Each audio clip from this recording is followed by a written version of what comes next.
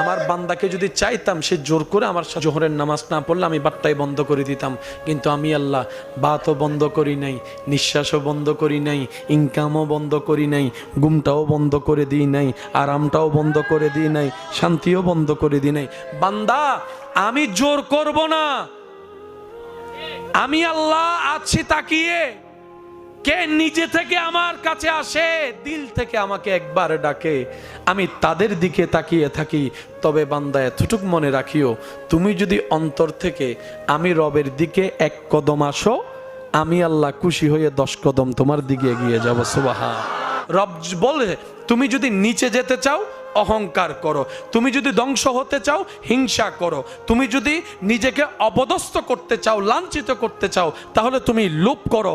আর যদি তুমি নিজেকে বাড়াতে চাও, তোমার পরিবারেরটা বাড়াতে চাও, সন্তানেরটা বাড়াতে চাও, নাতি নাতনিরটা বাড়াতে চাও, তাহলে